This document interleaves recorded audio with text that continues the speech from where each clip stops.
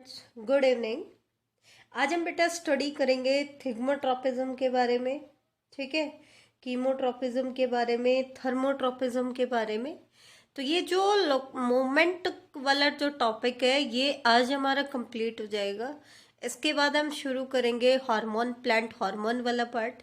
ठीक है, तो थोड़ा सा पार्ट हमारा बचा हुआ है इस चैप्टर का, अभी काफ़ी टाइम हमारे पास है। तो देखो, थिग्मोट्रोपिज्म को ही हम हेप्टोट्रोपिज्म भी बोलते हैं। Thigmotropism is also called haptotropism. अब थिग्मो वर्ड का मतलब क्या होता है बेटा? कांटेक्ट या टच। थिग्मो मीन्स कांटेक्ट या टच, और ट्रोपिज्म का मतलब क्या है? Directional movement. और आपको पता है ट्रॉपिक मूवमेंट कैसी है? ग्रोथ मूवमेंट है, तो इसको हम बोलेंगे डायरेक्शनल ग्रोथ मूवमेंट। तो यहां से आपके डेफिनेशन निकल के आती है कि ये एक ऐसी directional growth movement of curvature है which occur in response to stimulus of contact or touch. ठीक है, ऐसी डायरेक्शनल ग्रोथ मूवमेंट जो कांटेक्ट या टच के स्टिमुलाई की वजह से हो रही है उसको हम क्या बोलेंगे? थिग्मोट्रोपिज्म कहेंगे। ठीक है, एग्जाम्पल्स क्या है? थिग्मोट्रोपिज्म के एग्जाम्पल आपको देखने को मिलेंगे ट्विनर्स में एंड टेंड्रिल्स में। बेटा टेंड्रिल का नाम आते ही आपके दिमाग में आएगा कि मैडम आपने तो ये सर्कमन्यूटेशन के अंदर भी एग्जाम्पल बताया था।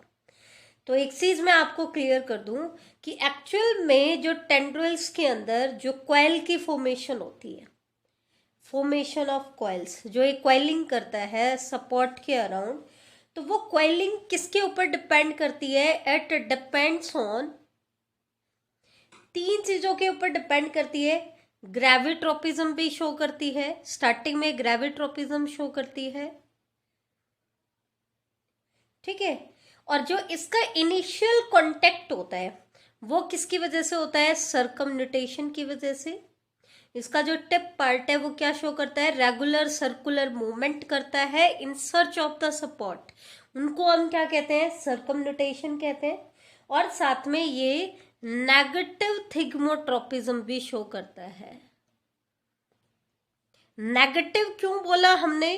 क्योंकि वहां पर भी हमने बताया था कि टेंड्रिल क्या करते हैं, जिस पॉइंट पे सपोर्ट के कांटेक्ट में आते हैं उस रीजन में ग्रोथ कम होती है और फ्री रीजन में ग्रोथ ज्यादा होती है। इसलिए ये क्या हो जाते हैं? क्वाइल हो जाते हैं। क्या हो जाते हैं? क्वाइल। जिस रीजन, जो रीजन टच में आ रहा है वहां पे ग्रोथ कम हो रही है। ये देखो, यहाँ सिर्फ इतनी ग्रोथ हो रही है और यहाँ कितनी हो रही है?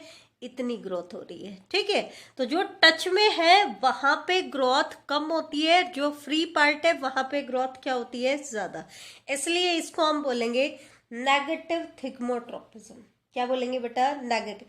तो ये से ध्यान रहे कि जो क्वेल्स बनाता है टेंड्रिल वो आपको ग्रेविट्रोपिज्म में भी मिलेगा, सर्कमन्यूटेशन में भी मिलेगा। नेगेटिव थिग्मो, इनिशियली जब टेंड्रिल बनता है तो वो ग्रेविट्रोपिज्म भी शो करता है, लेकिन मेनली वो क्या शो करता है? सर्कमन्यूटेशन एंड नेगेटिव थर्मोट्रोपिज्म। अब क्योंकि सर्कमन्यूटेशन आपके एकेडमिक सिलेबस में नहीं है, वहां पे आपका ट्रॉपिक मूवमेंट है, तो अगर बोर्ड एग्जाम में आपका आ जाता है तो आप कहोगे थिग्मोट्रोपिज्म शो करता है। और अगर सर्कमन्यूटेशन और थिग्मोट्रोपिज्म दोनों शो करता है और दोनों का ऑप्शन नहीं है तो आप इसको थिग्मोट्रोपिज्म में आंसर लगा के आना। एक्चुअल में सर्कमन्यूटेशन को हम क्या कहते हैं? जो टेंड्रिल का टिप है, टिप पार्ट है, वो ऐसे रेगुलर सर्कुलर मूवमेंट करता है। किसके लिए? In search of the support. और जैसे ही उसको सपोर्ट मिल जाता है वो उसके अराउंड क्वाइल हो जाता है, तो वो क्या हो गया? थिग्मोट्रोपिज्म हो गया। ठीक है, तो ये चीज ध्यान रखना, जैसे ही उसको सपोर्ट मिलता है वो उसके अराउंड क्या हो जाता है? एनसर्कल कर लेता है, उसको कवर कर लेता है। तो ये तो था बेटा थिग्मोट्रोपिज्म के बारे में। अब हम आते हैं कीमोट्रोपिज्म, सेकंड पार्ट है इसका। तो नाम से ही पता चले ट्रोपिज्म का मतलब तो वही है, directional growth movement. Growth movement है वो भी कैसी? डायरेक्शनल। हमेशा ध्यान रखना, आगे आपसे डिफरेंसेस मैं आपको कराऊंगी। ट्रॉपिक मूवमेंट आपके दिमाग में फिक्स होनी चाहिए। Tropic movement means directional growth movement. That means जो स्टिमुलाई की डायरेक्शन आ रही है वो मैटर करती है, स्टिमुलाई किस डायरेक्शन से आ रहा है। हाँ, मे बी टुवर्ड्स स्टिमुलस हो ग्रोथ, या may be away from the stimulus हो, उसके बेसिस पर हम इसको पॉजिटिव या नेगेटिव बोलते हैं। लेकिन इसके केस में स्टिमुलस की जो डायरेक्शन है वो मैटर करती है, ठीक है। तो ये डायरेक्शनल ग्रोथ मूवमेंट है, लेकिन यहाँ पे ये डायरेक्शनल ग्रोथ मूवमेंट किस वजह से हो रही है? ड्यू टू स्टिमुलाई क्या है? कोई केमिकल सब्सटेंस है। दैट मीन्स स्टिमुलाई क्या है? केमिकल है। फॉर एग्जाम्पल कीमोट्रोपिज्म का मोस्ट कॉमन एग्जाम्पल आपसे पूछें तो इसका सबसे कॉमन एग्जाम्पल होता है growth of pollen tube, growth of pollen tube towards the ovule,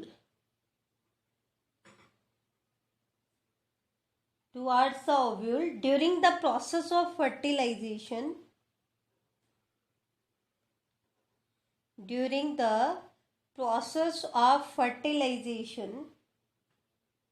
in a flower। एक फ्लावर के अंदर फर्टिलाइजेशन करने के लिए पॉलिनेशन होता है। एंजियोस्पर्मिक प्लांट की बात करें तो पॉलन ग्रेन स्टिग्मा के ऊपर आकर के अटैच हो जाते हैं, तो स्टिग्मा से वो मेल गैमेट को ओव्यूल तक लेके जाएंगे जहां पर आपका एग है। तो कैसे? पॉलन ट्यूब के थ्रू। तो पॉलन ट्यूब की जो ओव्यूल की तरफ जो मूवमेंट होती है वो कैसी होती है? कीमोटैक्टिक मूवमेंट होती है। जो पॉलन ट्यूब होती है स्टाइल से पास होते हुए, ओवरी से पास होते हुए लास्टली किस में एंटर करती है? ओव्यूल की वन ऑफ द सिनर्जिड में। एक सेल होती हैं जो इसकी एंट्री को गाइड करती हैं ओव्यूल में, उनको हम कहते हैं सिनर्जिड सेल। और सिनर्जिड सेल के अंदर पर्टिकुलर स्ट्रक्चर होती है जिसको हम बोलते हैं फीलीफॉर्म अपरेटस। ये चीज ध्यान रखना, फीलीफॉर्म अपरेटस गाइड करता है। और एक चीज और, ये चीज बड़ी इंपॉर्टेंट है, mineral for pollen tube growth या पोलन जर्मिनेशन। पोलन की जर्मिनेशन के लिए कौन सा मिनरल चाहिए? तो ये आपको याद होना चाहिए, बोरोन चाहिए होता है। वैसे तो कैल्शियम भी चाहिए होता है, लेकिन मेन मिनरल क्या होता है? ये बोरोन होता है। ये चीज आप नोट कर लेना, ठीक है। ये इंपॉर्टेंट है कि मिनरल फॉर पोलन जर्मिनेशन। तो पोलन जर्मिनेशन के लिए मिनरल कौन सा चाहिए होता है? आपका बोरोन चाहिए होता है। ये इंपॉर्टेंट पॉइंट है, ध्यान रखना, ठीक है। नेक्स्ट हम आते हैं अगले पॉइंट की तरफ, एग्जाम्पल्स।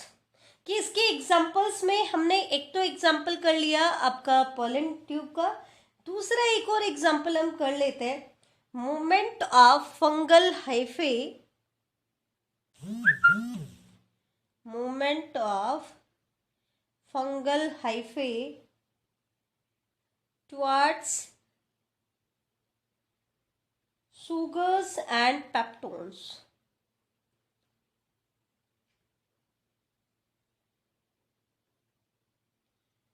ठीक है, सुगर्स और पेप्टोन्स में की तरफ जो फंगल हाइफे की मूवमेंट होती है उसको हम क्या कहते हैं?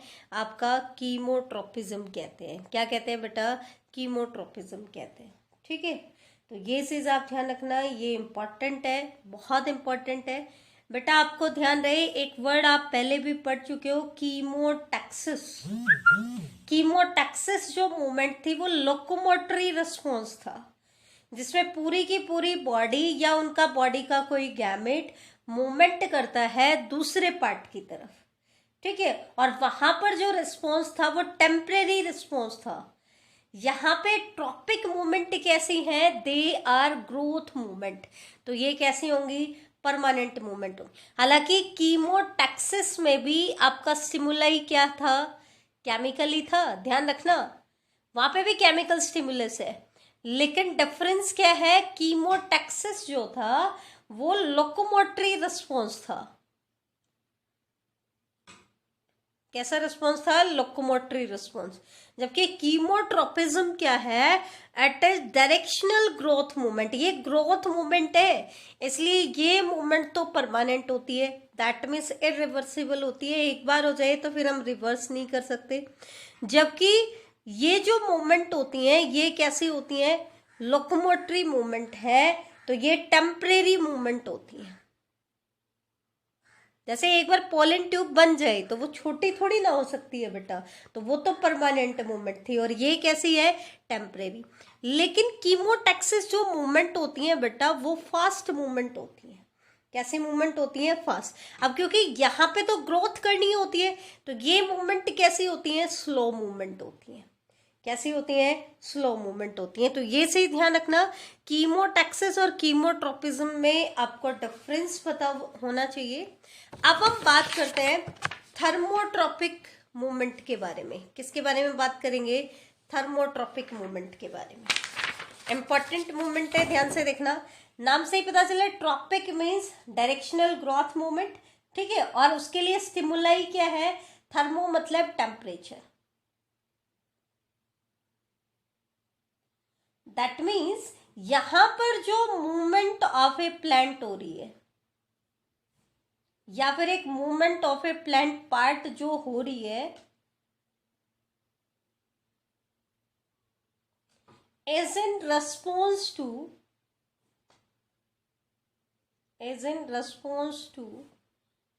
change in temperature, ठीक है। तो ये चीज आप ध्यान रखना, चेंज इन टेम्परेचर होता है। और इसका एग्जाम्पल क्या है, जो रोडोडेंड्रोन के जो लीव्स होते हैं वो कोल्ड टेम्परेचर के रिस्पॉन्स में कर्ल हो जाते हैं। तो एग्जाम्पल क्या हो जाएगा, curling of rhododendron leaves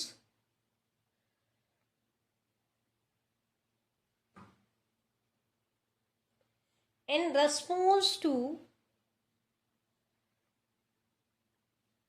cold temperature।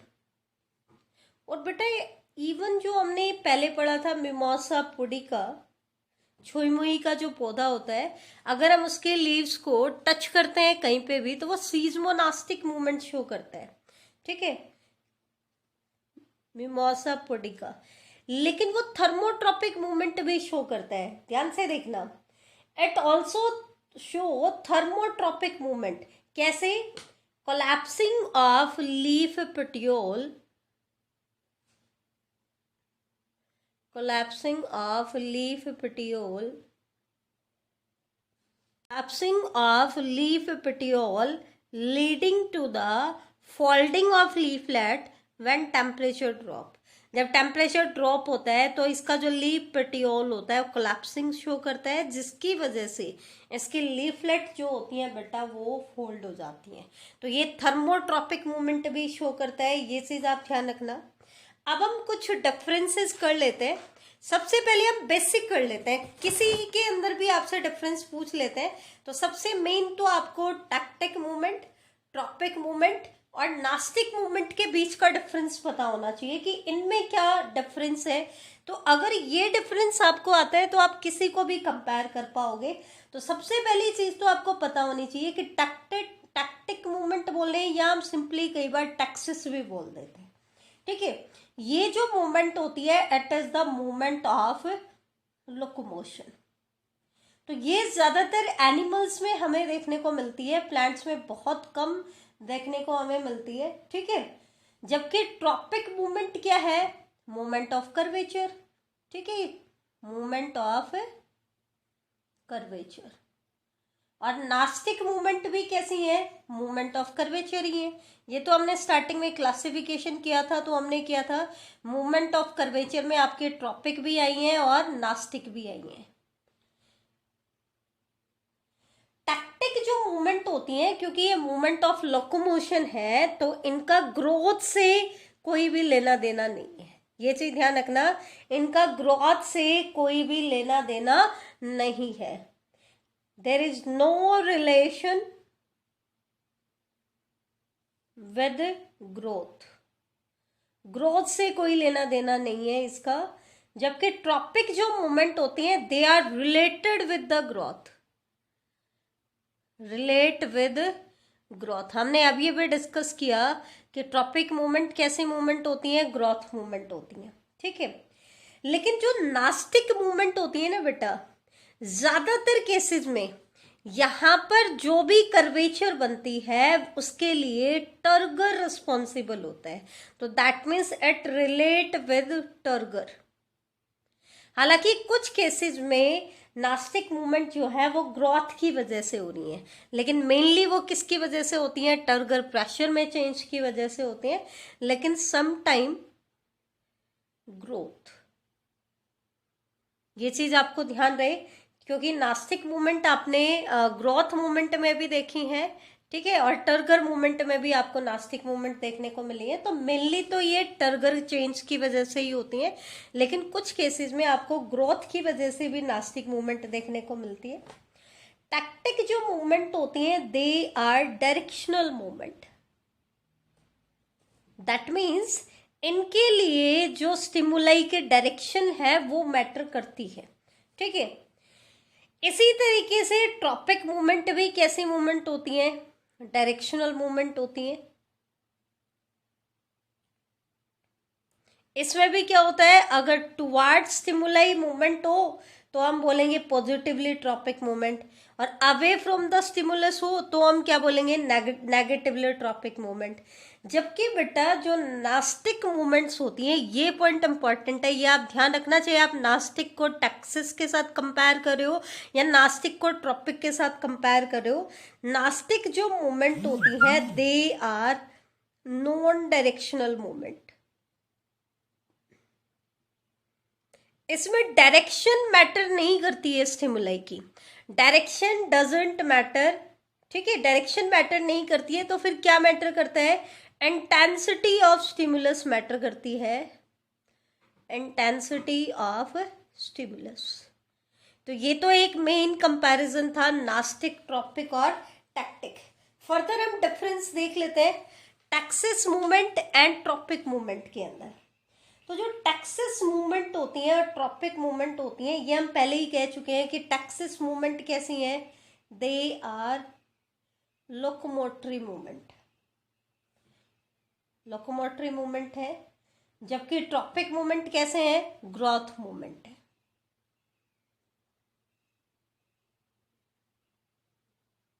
ठीक है। दूसरा इसमें डिफरेंस क्या आता है, क्योंकि ये लोकोमोटरी मूवमेंट है तो ये कैसी मूवमेंट होंगी, टेम्परेरी। ये ग्रोथ मूवमेंट है तो परमानेंट होंगी। अब क्योंकि इनमें ग्रोथ होता है तो रिस्पॉन्स क्या मिलेगा, स्लोली मिलेगा।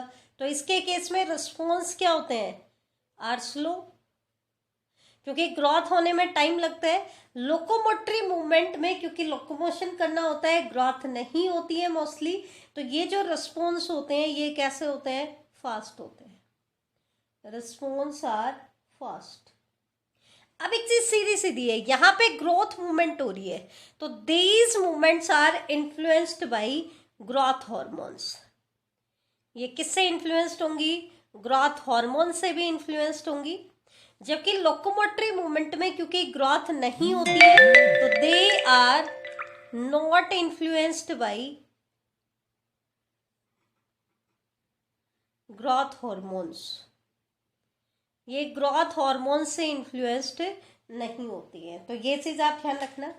इसी तरीके से हम डिफरेंस देख लेते हैं थिग्मोट्रोपिज्म एंड थिग्मोनास्टिक। तो अब आपने ट्रॉपिक मूवमेंट और नास्टिक मूवमेंट में डिफरेंस देख लिया है। और थिग्मो का मतलब क्या होता है, टच या कॉन्टेक्ट। इसका मतलब स्टिमुलाई तो दोनों में क्या है, आपका टच ही है, लेकिन डिफरेंस क्या है कि ये ट्रॉपिक मूवमेंट है और ये कैसी मूवमेंट है, नास्टिक मूवमेंट है, ठीक है। तो थिग्मोट्रोपिज्म जो होता है ये तो डायरेक्शनल रिस्पॉन्स होता है। कैसे रिस्पॉन्स होता है, डायरेक्शनल। और जैसे मैंने कहा था नास्टिक मूवमेंट कैसा होता है, नॉन डायरेक्शनल। बेटा अगर आपको इन तीनों में डिफरेंस याद है ना, नास्टिक, ट्रॉपिक और टैक्टिक, तो आप चाहे किसी के बीच में भी आपसे डिफरेंस पूछ ले आप सारे आंसर दे दोगे। दूसरा इसमें डिफरेंस क्या है, क्योंकि ये डायरेक्शनल है तो यहां पर जो रिस्पॉन्स आना है वो किसके ऊपर डिपेंड करेगा, डायरेक्शन ऑफ स्टिमुलाई, ठीक है। यहाँ पर डायरेक्शन ऑफ स्टिमुलाई के ऊपर रिस्पॉन्स डिपेंड करता है, ठीक है। और यहाँ पर डायरेक्शन ऑफ स्टिमुलाई के ऊपर डिपेंड है नहीं करता है। ये आपका डिफरेंस हो गया, ठीक है। यहाँ पर जो थिग्मोट्रोपिज्म जो होता है ये एक टाइप की ग्रोथ मूवमेंट होती है। ये हम पहले भी कर चुके हैं कि ये कैसी मूवमेंट है, ग्रोथ मूवमेंट होती है, ठीक है, in a particular region of the plant. जबकि नास्टिक मूवमेंट्स मोस्टली किसकी वजह से होती हैं, टर्गर चेंज की वजह से, टर्गर प्रेशर में चेंज की वजह से। हालांकि सम टाइम जो नास्टिक मूवमेंट होती हैं वो किसकी वजह से भी होती हैं बेटा, आपकी ग्रोथ की वजह से भी होती है। लेकिन थिग्मोनास्टी में चेंज किसकी वजह से आ रहा है, या तो मेनली जो आपकी नास्टिक मूवमेंट होती है वो टर्गर चेंज की वजह से होती है विद इन ए सेल। तो ये चीज आप ध्यान रखना। तो ये आपके डिफरेंस हो जाएंगे इसके केस में। अब एक चीज और देखना, दो वर्ड्स हैं छोटे छोटे जो आपसे पूछ लेते हैं कई बार, क्योंकि आप ग्रोथ और मूवमेंट के बारे में पढ़ के आए हो।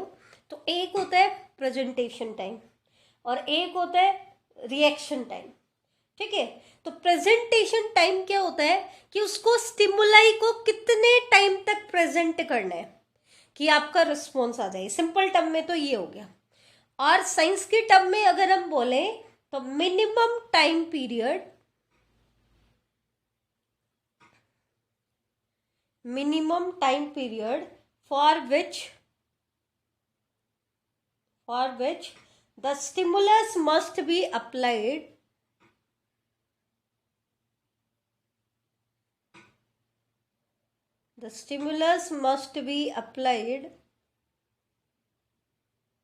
in order to obtain a response.